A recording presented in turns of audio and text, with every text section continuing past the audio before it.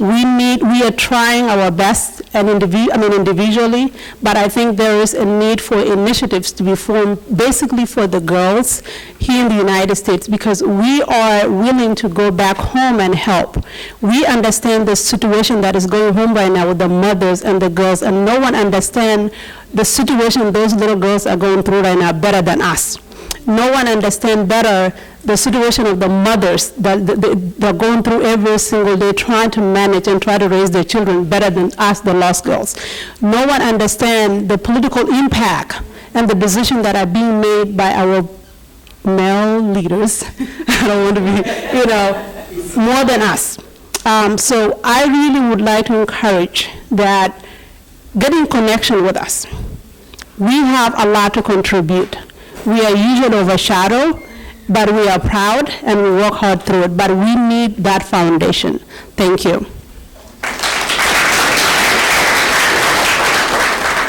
Before I take more questions, Ms. Beal, would you like to respond? Yes, definitely. I think Elizabeth has answered some of the questions that you were wanting to know. And as for charities, for my personal charity, I actually, one of my sister and I actually founded it when the crisis started back up again. And it was from a simple idea as in like, what do women do when you're on your moon or when you're menstruating? This is something that men don't have to think about. But as a woman, when you have your period, what do you do when you have to run to the next camp? And a lot of the different organizations don't think about that part of humanity for women that are in refugee camps. What do they do? Because that is part of our experience. It's not their experience. So that's how Nya Eden Foundation started. And we're currently raising funds to put together 200 safety kits to take to the refugee camps in Gambela. In our safety kits, we will have sanitary pads in there. We found a wonderful organization that loved the idea, and we're like, we've never heard of South Sudan. I mean, they're based in Nebraska, so we're like, well, there is a crisis happening in South Sudan. And as women, we know that, what do you do when it's that time of the month? So we're fundraising to take back safety kits, and those safety kits will have flashlight. Because when I went back in 2014 to the refugee camps in Gambela, if the moon is not out, it's dark. And you're a predator, basically. Although we like it or not, camps are not the safest for a woman. There's other obstacles as a woman that we have to face. And so sexual violence is a reality for women that we don't talk about as well. So in those safety kits, we'll have flashlight, solar power, rechargeable. We have the sun in Africa, so that won't be an issue. And taking back mosquito nets and just basic things to let these women know that you're in our thoughts, and we're doing everything possible to be able to come back and help you from the opportunity that we've gotten. So you can connect with me. I have an organization, and that's how you'll be able to help. And like Elizabeth said, there's other lost girls that are doing things individually, but how can we be brought under an umbrella and make a bigger impact? Yeah. Augustino would like to address this as well. I'd like to make two responses to some of the indirectly raised issues, one being gender and the other one being the role of youth in leadership, raised by Rosemary Ogello and Elizabeth Kuch. Gender issue or issues are fundamentally important in terms of development, especially in the context of South Sudan, where much of the public scene is dominated by men. And I think this is an important avenue to discuss this, to be able to see where development issues lie. Gender violence, gender-based violence, it's a major issue in South Sudan. And not to speak of other health issues. South Sudan has the highest maternal mortality in the whole world. And these are some of the issues we do not discuss as South Sudanese men sitting on the table managing the affairs of the country. And with our young women raising those issues, I thought it is important to amplify them, to be able to bring them to the international table, that development in South Sudan does not only rest with creating the space for schools and providing political safety for everyone, but also to make sure that there are some members that need special attention, and women in particular, and children need that. And so I think the young women that raised that. The other issue is the leadership transition. If you go to most African countries, young people are not necessarily prepared to take over the years, unless you are the son of the president, unless you are the cousin or nephew. And that is critically important in this setting, because our discussion is centered around an initiative that might facilitate leadership transition, and that is to insert some of the young people that had the opportunity to go to school in the U.S., had the experience to do work here in different arenas, such as being a policy analyst like John Thorne. This program can facilitate that, and that's for us to return, be able to begin at the lowest level and move up. And so leadership will not be handed over to us. We will have to get involved, and this process should begin here. Thank you. Yeah. All right, I will begin to take more questions. Sir? Prinsek, I want to say something about this. I just want to go back to the remark Representative Bass gave earlier. And what she said was that, the consideration, the idea that that she's looking into, a policy solution. So like, what do you do with these young men and women that have, come here, educated themselves, they have college degrees? How do you help them? And so for me as a lost boys, as one of the lost boys, if there is an opportunity that can arise to which I will be given the opportunity to go to South Sudan as an American citizen, where do I think I can make an impact? And for me, I look at it this way. In this room, among the lost boys, lost girls, we have, people who have PhD in physics. We have people who have PhD in history. We have people who have PhD in political science. And we also have nurses. We have midwives, people who have studied that, and we have economists. So we have people also who have studied agriculture. So I'm looking at it this way, that if there were an opportunity for lost boys, I think the desire is there for the lost boys and lost girls, but there are issues that make it difficult for individuals to go by themselves. But if an opportunity were to arise, that is a program that will put the group together to go and help South Sudan, then the people would be willing to do that. Yeah. Is it my turn? My name is Jacob Atem. I'm a PhD student at University of Florida, Sunshine State. Actually, if you don't mind, Congresswoman Karen Bass, if you and your colleague could stand, because in a scientific community, I like show of hands. And I want to say, excuse me for a second, if you are lost girls and lost boys who has their bachelor's, can you raise your hand? Just show of hand with bachelor's. Master's, and recently my friend here, PhD candidate. The reason I say this is the story that the media will not pick up. Do you know how much we got covered in 2001? It was really amazing. But you don't come back and hear the lost boys are successful. Finally, some of you guys may remember, the good thing I like about talk today is when the war started, I was in Bor. And you, representative, may remember, I was the one that coordinated our American U.S. to come and evacuate me. And our plane got shut down. What I saw in Bor was more lost boys, lost girls being created. And what is so sad, and actually what lived with me, is the fact here I am with American passport that I'm proud to be here. David's mother is not here. If it hadn't been that American passport, I could tell you this, I wouldn't be here today. If it hadn't, and you know what's so unique in this room also? They are all ethnic group. We have Dinka, Nuer, you name it, Bari. But the good news is at least we're not shooting each other. But we are sitting in one room. If we can do this here in the United States, the question is, how do we take it to South Sudan? So I'm coming to the question, you right. So here's the question, Ambassador Lehman.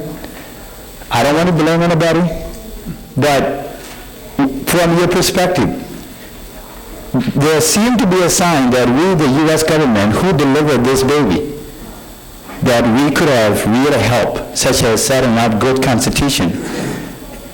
So shed lights on that, that's one aspect.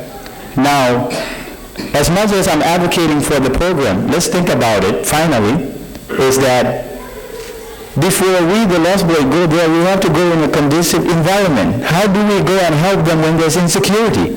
So it's coming back to the peace. As long as we have geniuses and Einstein here, we can be Einstein when there's peace, return to South Sudan, and how can that be achieved? And so I don't know who can answer that. And then finally, Congresswoman Baz, I hope this is the beginning of the relationship of the Lost Boys, Lost Girls on Capitol Hill, that is not just one day breakfast, but we continue this talk, and advocacy take time. And I understand, as we speak now, Syria is on top of the agenda. But I want you, as you guys know, that we will work with you to make sure South Sudan is on the top of the agenda to go to the White House. Thank you. Thank you. Before I turn it over to more questions, I'd like to recognize Representative Emmanuel Cleaver, who has just joined us. Thank you, sir. All right, let me allow one more question, please. Thank you very much for those who have put this together. My name is Majir Majush. I'm from South Sudan. The question is, when we came to the United States as Lost Boys and Lost Girls, the U.S. government was so happy and helped us everywhere. So the question to you, the government, the ambassador, is that how can U.S. start again to help the South Sudan to come back to its feet because they created the nation? I feel that the nation has been neglected. We were not helped. Now the war has started. How can you, the U.S. government, come back to help us? Because without that nation, we will not even do anything in the U.S. And we don't want to be like Somalia. Thank you.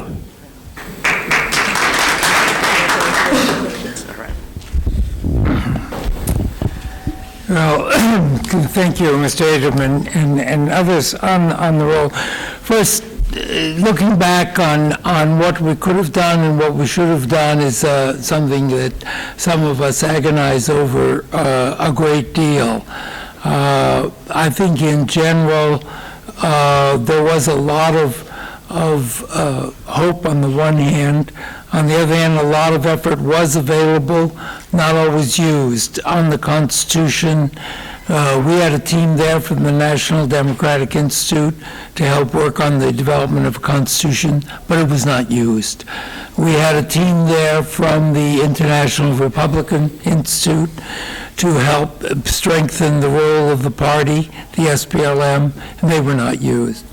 We were working to improve the transparency in the economic and budgeting area, and the key finance minister was fired. So we missed a lot of opportunities. We didn't anticipate the degree to which the country could collapse the way it did.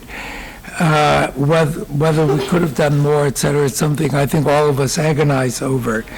Now, what can be done and what should be the role of the U.S.? First of all, let me say that I think in listening to the accounts of all the talent that is represented here, I think it's very important to make that available and make that known to people like the Joint Monitoring and Evaluation Committee in Sudan, South Sudan, headed by former President of Botswana, Festus Mogae, because those institutions that have to be rebuilt and strengthened need talent. They need people. And it's up to that monitoring commission to make sure that the talent that's represented here is used and not simply pushed aside and political appointees or ex-military or whatever put in those places. Because in developing a new constitution, which is one of the key elements in the next 2 years, whether it's rebuilding economic and financial, whether it is engaging on the humanitarian side, it's important that your skills, your presence are not only available, but they're known to people who are making those decisions. I also think, I know my successor, Don Booth, works tirelessly on this, as does Ambassador McPhee and others, on trying to make this peace process work. I do think that, as I mentioned before, that we need much stronger united action by both the African neighbors and the UN Security Council to put more pressure on the leading contenders, President Kiir's people and Riek Machar's people, because without that, I do not believe they're committed to the kind of transformation we need. I think the Congress has been developing ideas, and as I mentioned before, I think things like an arms embargo is absolutely essential, and I think it sends a strong message. But it has to be a unified effort by the Africans, by the U.S. and the Security Council.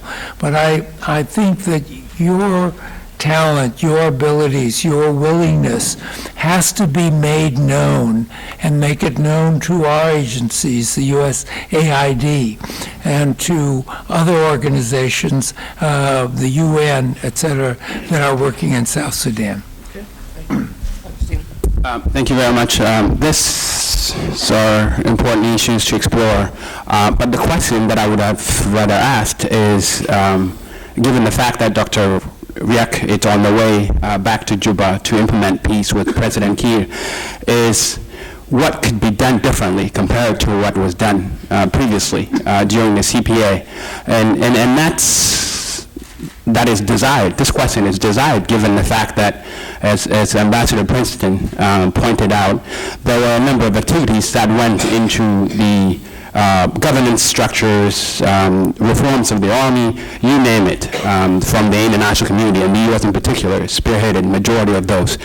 But in the end, the results are hardly seen. And so the platform is not to set any blames out for anyone, but to be able to admit that some of the things were not done right by all of us, be these people or institutions, South Sudanese or international. And one of the aspects of previous activities that I think led to failure is the fact that the international community provided a lot of money, but not necessarily provided the capacity building programs in terms of transition. I remember being stationed as an American at the Ministry of Labor as well as Defense as an advisor on American tax money. And my job there was to facilitate capacity transition for South Sudanese. Well, that did not happen. And you know why? Because majority of us that left the West to go do the work there ended up being the one doing the work and not South Sudanese. So there was no capacity facilitation whatsoever. The joint donor fund that was delivered for a number of years, constituting about $700 million, was to support services and a number of training programs. But all of that was wasted. And I think this question is fundamentally important, and how to reframe things in South Sudan, including supporting a new program that facilitates young people to return and be inserted for a number of years with support from the U.S. government and the EU and other countries with money to be able to support that capacity building program. Because once you go as a local South Sudanese wanting to be there, you are there for life, as opposed to an American who is there to make money and returning to the U.S. And so we need to shift away from that. Thank you. Next question. Richard Jones, American Friends of the Episcopal Church of Sudan. I'd like to follow up on Dr. Mayai's last point about the difficulty of, and Ambassador Lama's point, the difficulty of foreign experts' advice being received, and the difficulty of returning Sudanese now experts being well integrated and building capacity amongst those who never left. I want to ask both of you if you are aware of, can you tell me what is the standing of, what is the usefulness of two institutions that are there on the ground? One is an old theological college, used to be in Mundri, now in Juba, called Bishop Gwynn Theological College. It trains pastors, and it has added peace-building skills to its curriculum. The other is still a dream. It has a parcel of land on the far side of the Nile River in Juba, and the dream is for an Anglican University of Sudan. Professor Joseph Bilal has been put in charge of making that happen. Does either of this university or this theological college, is it known among existing institutions on the ground? And you're asking that of the expert group? Of the experts. Okay. I don't, but maybe Antonio can. And one more question, sir? Good morning. Congresswoman Bass, thank you very much for putting this together, and thank you all members of Congress for your interest in South Sudan. My name is Daniel Go. I have been in the United States for about 21 years now. I'm one of the Lost Boys who came before everyone else. I pride myself of being one of the midwives or the recipient that brought the Lost Boys here, because I was hired by the State Department to go and do the cultural orientation in 2001. I'm very proud of Lost Boys and Lost Girls. What you are doing and what you have achieved so far is great for our nation. I am also a member of the United States Army, commissioned officer with 8 years of active duty. I love the United States. I love what it has done for me. I love the American people, the kindness and the openness and the freedom you have given us. Now, the Lost Boys of Sudan and the Lost Girls, they love South Sudan, and they're already contributing at their individual level, as you have seen here. But to come together collectively and help South Sudan is what will be the next big push.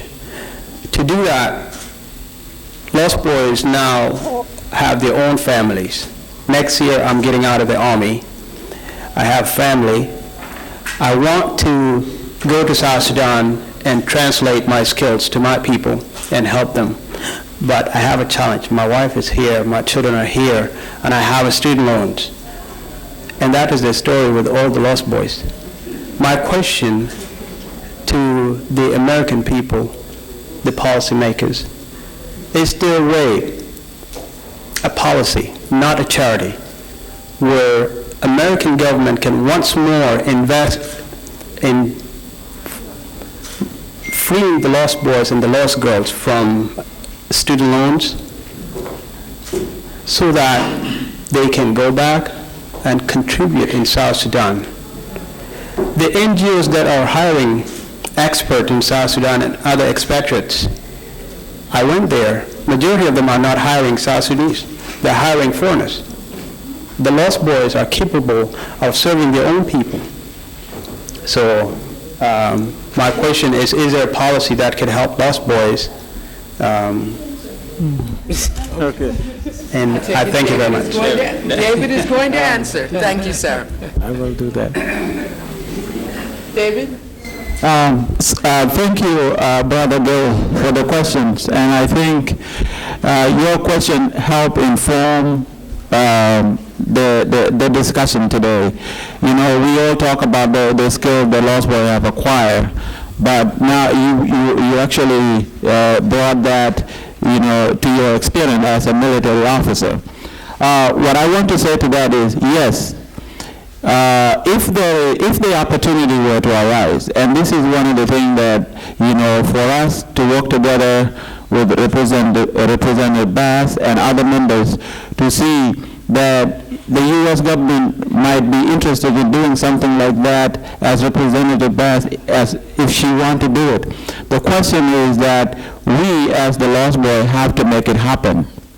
because it is a two-sided thing, because you have to look at this way. If Representative Bass were able to bring up a policy position, which she acknowledged before, she's working on something like that. It is not at the level where we can call it a legislation yet, but she is working on something like that.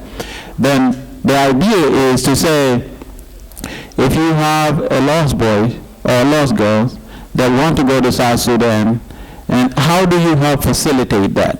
That's one. Number two is, how do you identify what field or categories do you place people?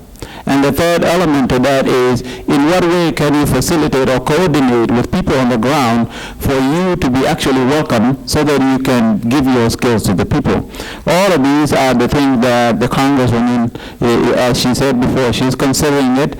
And what she needed to hear from you today is that, do you have the desire to do that? She probably heard that from me most of the time, but what Brother Joe just did is, what is the members of Congress that were here, particularly Representative Bass, wanted to hear. Do you have the desire? And if you do, what are the difficulties as individual? And that's what you just answered. And so the foundation is there.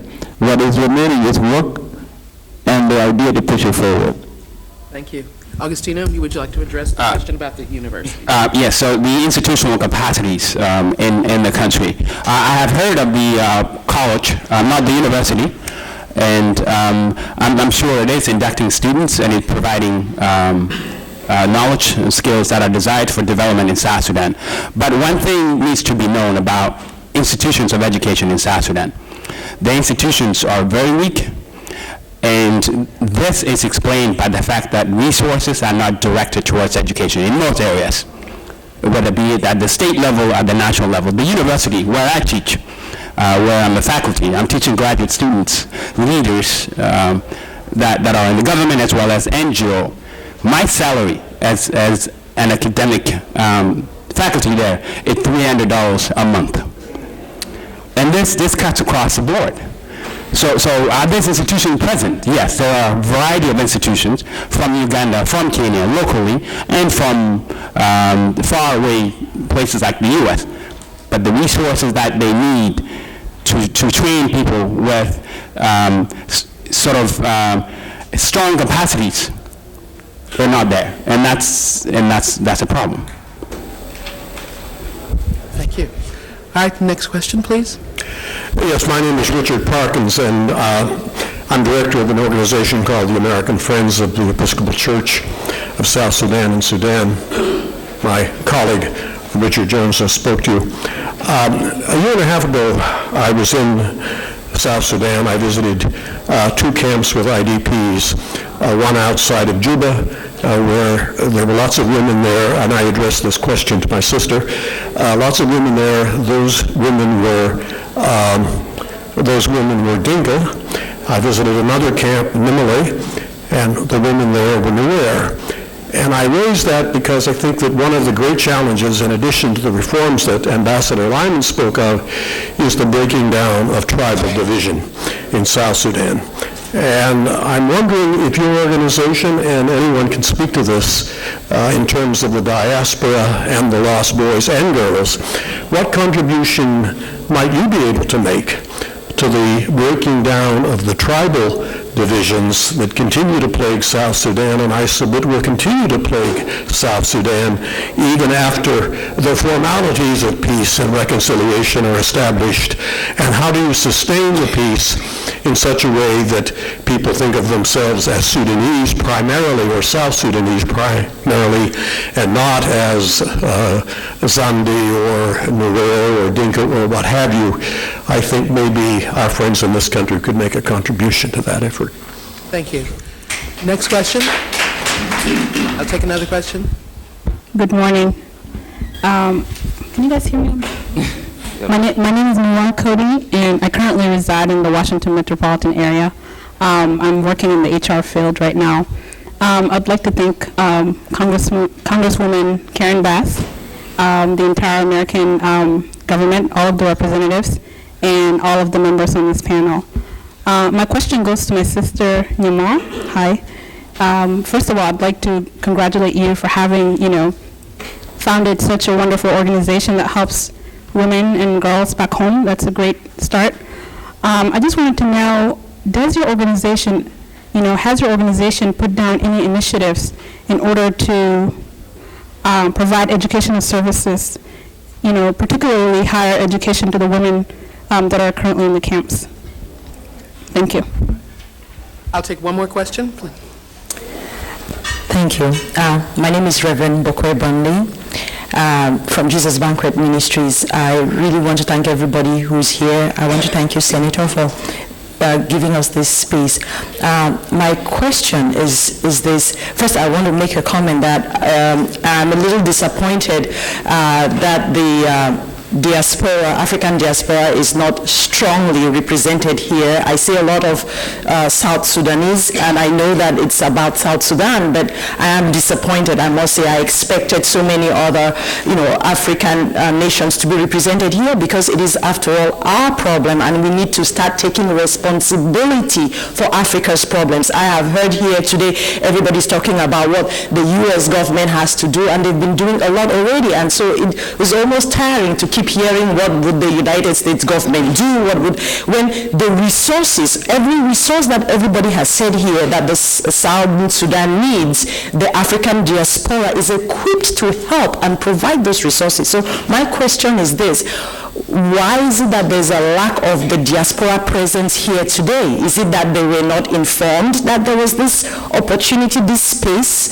Or is it that they, meaning me included, we have gotten so comfortable with what we have enjoyed in this great nation that we have forgotten that we have a responsibility? I would really like to know what is being done, what forums are being put in place, what protocols are being put in place to get the diaspora more integrated, because the diaspora has the resources and the responsibility, moral responsibility, to get involved with South Sudan and the rest of the problems in Africa.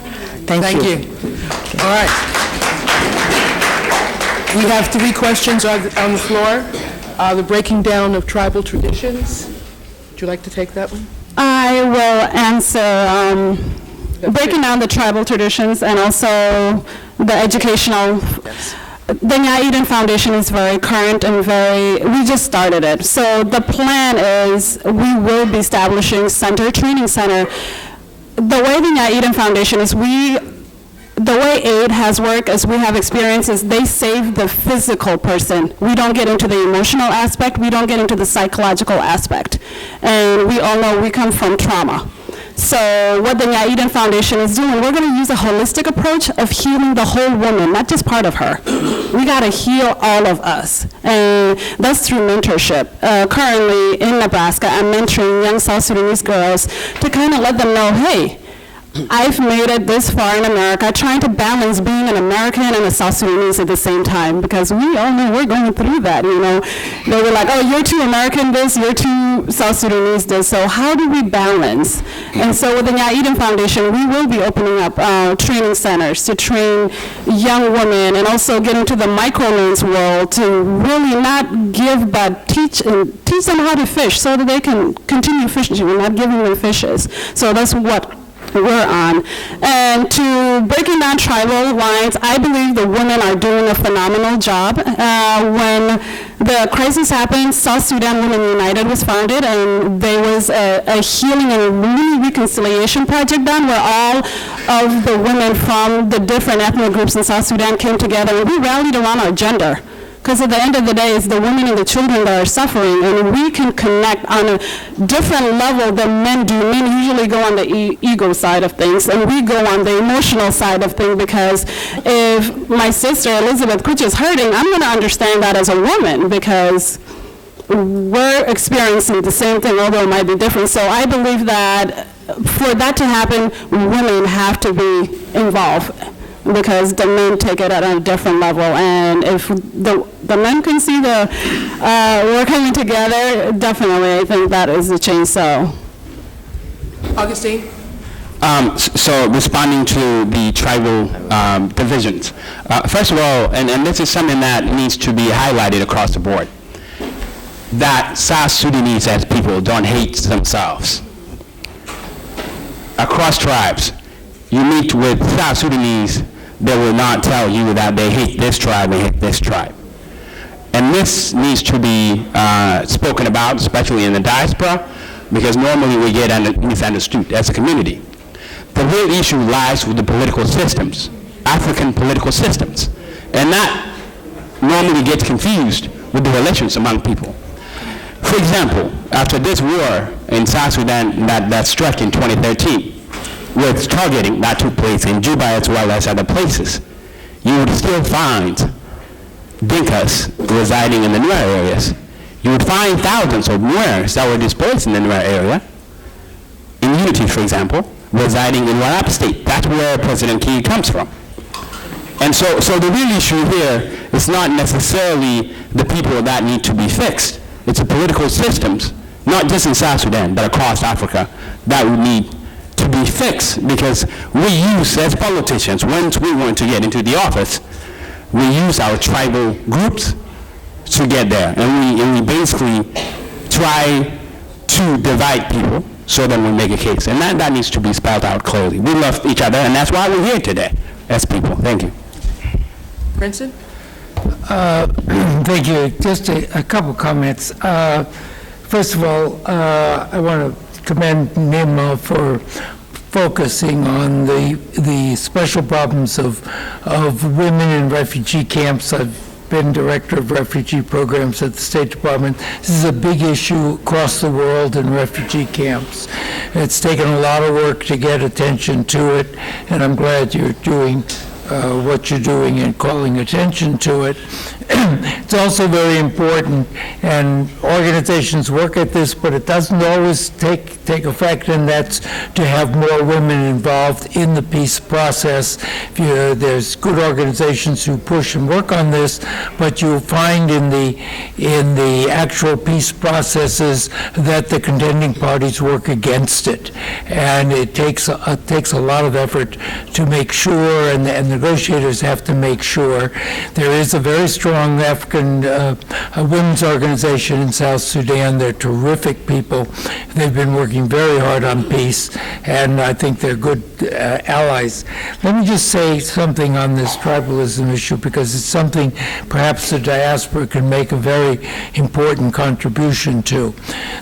A big issue in the next few years is how one goes about truth and reconciliation in South Sudan. I know the Sud Institute, which Agostino directs, has done a lot of work on this. I think it's hard to come back from the type of civil war that's going on now, because those divisions have been exploited. Some terrible things have been done that deepens antagonisms. It's not an easy process to overcome. It's going to take years. It's in the peace plan, but it's one of those areas that I think the diaspora can make a tremendous contribution to, both by coming together and thinking through and helping advise the institutions in South Sudan how to go about this. I think it's one of the biggest challenges ahead, and it's one that needs to be addressed. Thank you. All right, I just wanted to let you know this will be the last round of questions. I'm going to try to get everyone's question in, so I would ask you to please make your question brief. Thank you. Can I just make a quick comment? Sorry. Oh, yes. Right. I just want to respond to the question raised by Richard Parkinson. It's walking away. Right. I just want to respond because I had this conversation with him a couple of times when I used to consult for the organization, that the situation in South Sudan, the tribalism, the ethnic divide, it's not really something that has been done intentionally by the people, as Agostino responded, but it's just the nature of thing. That is how South Sudan has been. It has existed, each tribe has existed within its territory, and now came the new notion of statehood, that tribes are now trying to mingle together and try to cross borders and try to cross boundaries and be able to live in urban areas, and now there's this friction. Like the mixture that we are seeing here, it came through the war when people get displaced and then they find themselves in a different territory, and it's causing friction. Now, for that mixture to take place peacefully, the two things will have to happen. There will have to be a good system of education where children from different tribes have to be put together, and then they get to know each other and move on. The second thing is there's no diverse group like the Lost Boys. The Lost Boys is the more diverse group that if they can go and campaign and speak, like, for example, I'm not a Dinka and I'm not even a Nuer. So if I go and speak in the Nuer area or in the Dinka area, telling people that, there's need for us to coexist, it is very important. We can only progress if we interact. Then that's when we will work. All right, again, I will take all questions, but please make them brief. Sir. Yes. Good morning. Thank you for having us. My name is Obina Ugoji. I am a member of the diaspora, African diaspora. I'm from Washington, D.C. My question is, well, let me tell you what I do. I'm a corporate wellness contractor, and I bring partnerships with corporations, and we work with governments. So my question is, how can the corporate community assist with development in South Sudan? Thank you. Thank you. Sir? My name is Benjamin Machar. I want to make an observation first and foremost to our friends. South Sudan has been at war for almost centuries, and this needs to be understood very well. When we are talking about South Sudan, we have lost in the two Sudanese civil war close to 15 million people. You can combine those destruction of the First and Second World War. So when we talk of South Sudan, we need to be very, very careful, especially our international community and friends of South Sudan. It is not a place that just got independent from another place. It got an independence from the north, a neighboring country that has set a threshold to show to the world that they are failures, they cannot govern themselves. And I think people in the international community and our friends and some of us in South Sudan have bought into that notion, and it's nonsense. Second, to Augustine, I want you to make this clear. The Americans have been supporting South Sudan, and they are pouring so much money. So do other members of the international community. But there is a disconnection. There has been a bureaucracy within the international community that totally believes South Sudanese are incompetent, and therefore have entrenched themselves in a way that they are the one employing themselves in Juba and other areas, yes, blocking South Sudanese. Are we blaming South Sudanese so much to shelter the international community? As one. Second, Sir, only one. Only one. Sir, only one. Let me just throw, please. They believe that the belief of regime change, the belief of regime change through enforcement of embargo, that thing is not going to help South Sudan, because once you are saying embargo in the international context, it's a declaration of war, and we have North Sudan. Once there is an embargo in South Sudan, you are meaning that South Sudan is going to be annexed to the north, and that's a reality. And I want us to be clear on that. Okay. Thank you. Thank you. Sir? Good morning. Thank you, Ambassador Congresswoman Badge. I am humbled to be here. My name is Angelo Maker. I am the founder of the Book Law, a non-profit organization based here in Virginia. Work in South Sudan. I have 15 employees currently in South Sudan. I have 250 students that I'm supporting. My question will go directly to Ambassador Lemond. You talk about the embargo. The independent study of South Sudanese reached two conclusions. One, the armed embargo is the ended over of South Sudan to Sudan. And the movement of two armies to Juba, I want to move in America, say, gun don't kill people, people kill people. But how do we set two armies together? That has been seen in the policy of regime change to bring in another group. Is that the case? Did we not learn from Libya?